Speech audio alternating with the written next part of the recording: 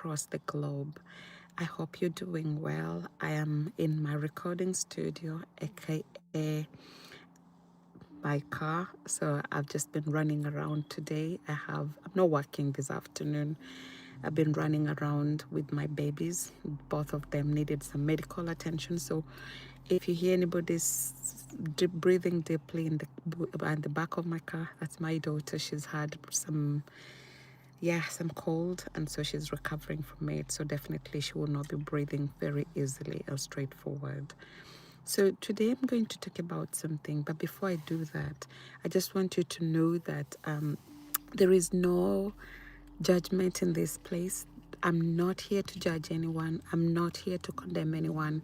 I'm not here to make anyone feel bad. And any discussions that we'll have on this recording, I just want to mention that I'm not a medical doctor. I'm only a registered nutritionist. So anything that I talk about, please, before you try or attempt anything, check it with your medical professional that knows your journey well, that understands your journey well. Because at the end of the day, there's some things that it will be hard just to get information from some woman who said something on YouTube and then ran around with it. So today I'm going to talk a little bit about something that is a bit controversial. And the reason, as I say, it's controversial is because there are people that swear by it. But it's also something that I have spent quite some time this week just reading about it, digging about it, and hence the reason why I'm talking about it. But then, as I said, I do not want anybody to come out of who's joined this live stream or watched in years, ages, months to come to feel like I was on their case, because I do not know individual cases. And also, this is more from an informed point of view rather than a condemning point of view. So what am I talking about? I'm talking about the GLP-1, right? I keep on reminding myself what's the full name, but I keep on forgetting to say the right name, but it doesn't matter. If you are on it, you know what I'm talking about. So recently I watched a documentary, and I can see some of you live.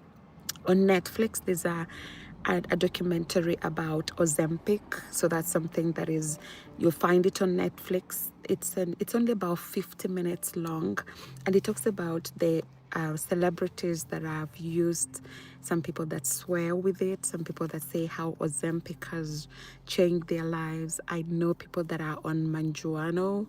I know people that are talking about, is it Wagon or things like that. But this is basically a jab that you inject yourself, and once you inject yourself, it does help you with weight loss. So I want to talk a little bit about it, but also, as I say, this is not to be taken as medical advice. It's my personal opinion. And so if you want to contribute towards it, the chat is open. The chat is live, so you can feel free to contribute to it. And as I say, there's no judgment here, so I'm not going to be judging anyone to say, hey, you are on Ozempic, so you don't. No. So where is this all coming from? I'm an academic, so I spend time doing research, which helps me to understand and inform my practice. And of late, I've been home for a while, I was off work, I started reading a little bit after I saw this documentary on Netflix. And this was like people who were saying the way they've struggled to lose weight for a long time. The moment they started the weight loss job, so to say, they started to see significant changes in their weight. And so I also have really people close to my heart that I know that are on the treatments, and they have different results. One of my friends has lost a significant weight from using the jab, whereas another person that I know has been telling me this week they've been on Ozempic for 6 months, but they haven't really seen significant changes in their weight. And so I thought, as a nutritionist, I'm going to talk about it a little bit from the perspective of the information that I have. But as I said, I'm not judging anyone, number one. And number two, don't take this to be making decisions based on the information that I'm giving. So this is a jab that was initially meant for people who are type 2 diabetes. So what it does is that it controls it's basically you inject yourself. So if you have diabetes, normally you'll inject yourself with insulin. And so for the most people that use this injection is actually been helping them to be able to control things like blood glucose, and so it can help with not weight loss, blood glucose, and that means that when you eat your food, your body will be able to respond with it, the insulins properly or things like that. And then of course it's basically helping you delay the eating between one meal to the other, so you don't have those insulin spikes, because those spikes in insulin are the ones that actually can result in more difficulties or issues like that. So over time, people have actually realized that as you're getting onto these weight loss jobs or insulin helping jobs and things like that, it actually helps with delaying. So it delays the gastric emptying, and that means you feel fuller for longer. It helps with appetite control. It helps with being well. Once you have an appetite control, I know people that say like they no longer take a lot of alcohol. That used to drink a lot of alcohol before GLP treatment, and after now they don't take alcohol. I was talking to a colleague who was saying to me, they know of people that once they've been on the treatment, they feel nausea before they eat. And as I said, if you want to comment anything, the chat is open and it's free use. Feel free to use it. So before they eat, they feel nauseated, and so it may delay that gap in between, and that makes someone be able to say, well, I'm not going to eat now, maybe I'll delay and eat later. Or sometimes it just makes things like my colleague said to me, more ultra processed foods feel less palatable. So you are not going to eat more sugar, the high sugar, high salt, fat, and those HFFs, whatever it is. So that in the end, it helps you to be able to, if you're not eating those, of course, at the end of the day, it means that you're having less energy in, and already, if you've been here for a minute, that from the energy balance, if you're eating less but you're using more, it means that you will lose weight, right? And if you're eating more and using less, you'll gain weight. And if you're eating the same as losing, it's the same. So you end up in a negative energy balance. And so most people, and I'm saying most because one of the persons that has been on Ozempic for 6 months told me they haven't seen much weight loss. So they've only seen a change in their blood glucose, but they haven't seen much changes in the weight. I know of someone, as I said, who has really, really dropped a lot of weight from following up on these injections. So how do they work? I'll leave you to do some work on that, but you inject yourself once a week, and then of course the way I'm reading about it is that you have a jab which is a 4 weeks dose. So you inject yourself the first time, I believe it's going to be in the tummy muscles or wherever, and then that will give you, I think the starting dose is 2.5 milligram, and then you have another one after a week, and then you have another one until, at least they say, if you start on it, it needs to be a minimum of 4 weeks. And then after that, people start changing, because you need your body to be able to acclimatize itself with this job, and then from the acclimatization you can start increasing.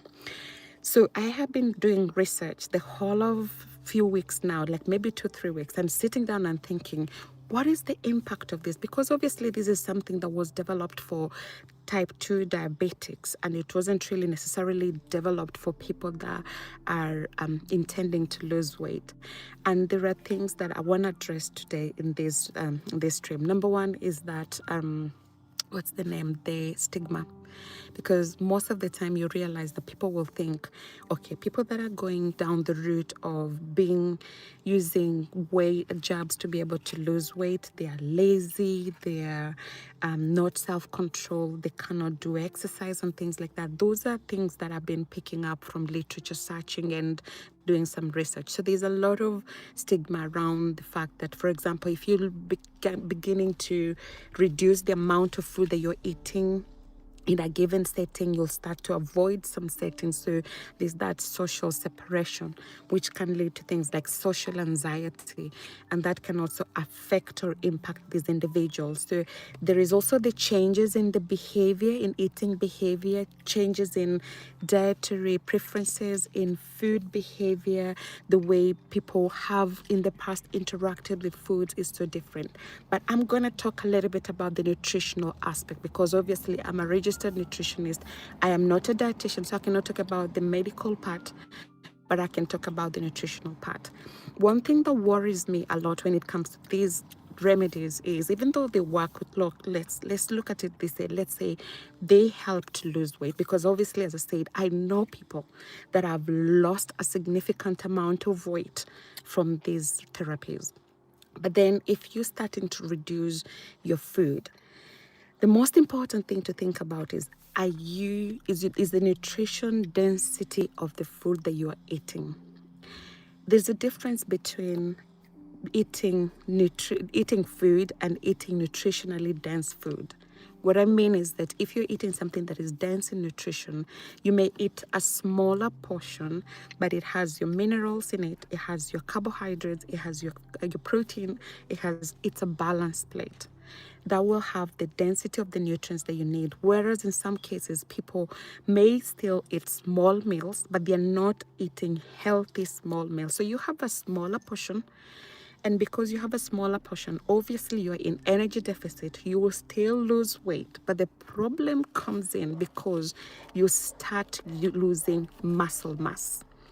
And that's where the problem is, because your body needs protein to be able to build the muscles. That's why they say if you want to build muscles or things like that, you need the protein, right? If you want to lose weight healthily, they say increase your protein content. So if you're eating less because of Wego or because of Ozempic or Mounjaro, the thing I'll say to you is, number one, try to think about, how are you going to ensure that you are eating the right food that you need? I know I've read quite a lot of articles that say most of the people that are on these therapies, they're actually moving towards wanting more protein, which is better, which is good, reducing processed foods, which is amazing, because ultra processed foods have their impact on health. We know ultra processed foods can be related to things like high blood pressure, can be related to heart conditions, etc. So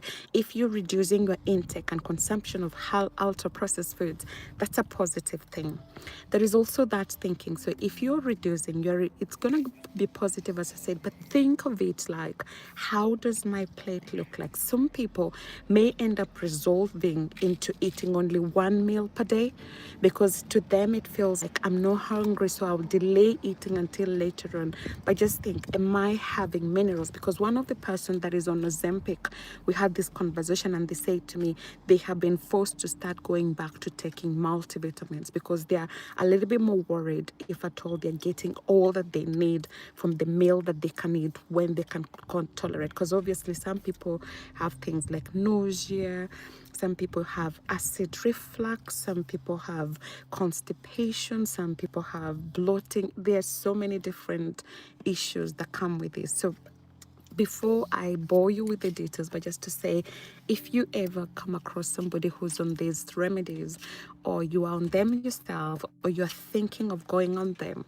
the thing to think about is also how long, the longevity of the treatment. Because when I was doing some of the research, I realized that something that has been a bit worrisome is most individuals that once they start on Mounjaro or they start on Ozempic, unfortunately, a lot of details that I've read so far says when you stop the treatment, it does really tend to reoccur. So the weight loss tends to come back. So when the weight loss comes back, that could be something like kind of a waste of your time, your resources, and things like that. But also you must understand therapies are not cheap. I have done a little bit of research, like in the UK. I know you may pay 150 to 300 pounds for a treatment per month, which in the end, for me, if I'm honest, again, as I said, I'm not going to give you, my son making noise, I'm not going to give you advice to say do or do not do it. That's not the idea. But if you're spending 150, let's say roughly 150 pounds a month to be able to get on a weight loss job, potentially you could actually, if you're struggling, I know of myself at the moment, I'm struggling with my weight loss, it might be better, maybe hire somebody like a personal trainer. They will look at you, who has a nutritional background. They'll look at you and say, Claire, your body weight is X. your desire is to have Y, this is what you eat, then they will be able to look at your, maybe even track your calories for you, help you track your calories, help you to do exercise, because as you're losing weight, you don't want to start losing your muscles, as I said. Also, you don't want to get to a point where you lose, if you're losing your muscles, you just basically be flabby. You'll have a lot of loose skin around. That's not something you want. So you can walk through opportunities to be able to say, okay, how can I be able to genuinely, in a good way, lose X amount of, even if you want to do with the GLP treatment, it may be worthwhile doing it with somebody who understands a little bit, who's not just interested in you losing weight, but the holistic picture, so that you can still be able to have your exercise. Because when you're exercising, again, I say openly, there is more advantages to exercise, and not just about losing weight. There is the mental aspect of your well-being. There is also the strength training. There's the heart health when you're running, for example. There are different types of exercises. Cardio is good for your heart, but you have the muscles, the strength training that needs for the muscles to turn. So when you're aging, you don't want to look really flabby and fluffy skin around. So you can have a good way in which, number one, you're looking at your nutrition, you're looking at your plate, but also you're incorporating exercises. Because unfortunately, for the people that I know that have been on these therapies, it just makes them think, because I'm losing weight, I don't need to work extra hard to keep the weight off. And so because of that, I'll just be as I am, right? But being able to still go out, do your walks, look at the macros. You can have, like, I use, nowadays I stopped using my fitness pal. I've got a better app. I use the basic part of it, which is the intermittent fasting app, that gives me just, I can scan the food I'm eating, I can scan the barcodes and things like that, so I can be able to look into my calories. But you can use whichever app that you want. You can go old school, journal everything down, put it down, so that it helps you to be able to know what exactly you need to eat. So I'm going to just leave you with this, to say this is not judgmental in any way. I'm not judging anyone. I'm not being unrealistic, because I know also for some people that say they have tried all they could and they were never able to lose weight until they got on these therapies. But also, before you jump onto the bandwagon, think about it longer term.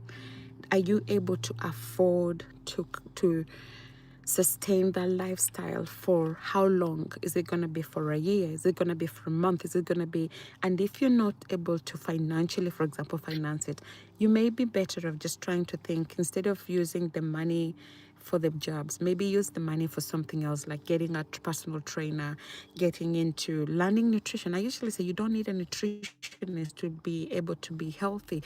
There are so many people outside there that claim to know nutrition, but there's also a lot of information. You can read books. You can, as I said, there are apps like the ones that I use, like even for my fasting, it teaches me which zone am I in at what point and things like that. There are free lessons that you can take just to be a bit able to know, okay, if I am maybe, let's say, perimenopausal woman, I jump onto this and I'm not able to have my food. I'm not prioritizing calcium. I'm not prioritizing vitamin D. I'm not prioritizing my protein. That means when you get into the older age, you might be coating around things like that will bring you osteoporosis, affect your hip joints and things like that. So just try to sit down and have an informed decision. And focus, of course, for me, I'm doing this from a research point of view to understand the longevity, but also its impact on food, because I'm a foodie, obviously. But you may want to look at it, and even if you need to ask AI or ChatGPT or wherever, just try to do your research. Don't just jump onto it because you're seeing a celebrity, somebody who is an influencer talking about it. And as I said, I'm hearing that they will be starting pills as well, because many people think injecting themselves is a no-go. So the market, the pharmaceutical market, is targeting people that can have pills, and that might be very lucrative and very encouraging for you to do this. So just encourage you guys, do your research. And as I said, please don't quote me. I'm just talking from a nutritionist point of view and a food scientist as well. So I'll leave you guys. Thank you so much to those who have joined. I've seen lots of people in and out, and I'll check again. It might be my internet that has chased people away, but whichever way, thank you for joining. If you haven't done so, it's always a pleasure to support what we're doing by sharing, liking, subscribing. It goes a long way to support what you're doing. And for those who have stayed, I know there's someone who's been here from the beginning to the end. Thank you so much for taking time to spend with us. And I hope you picked up something that will help you, or you can pass it on to other people, because we are living in a world where I recently did a map of the world, and through this map of the world, I have a bit of an idea of which countries are the biggest users of GLP and which ones are not big users. Africa, we're still not there yet, but maybe tomorrow we might be there. So you may get this information, and if you find it useful, pass it on to another person. I'll leave you. Have a great evening, and as I say, know that you're loved, appreciated, and celebrated. May you prosper and be in good health, even as your soul prosper. And before you jump onto any bandwagon, do your research, know your thing, know your stuff, and look at the longevity of everything you're doing, sustainability, and what will happen in 10 years to come. My daughter's awake. I've got to go. Goodbye.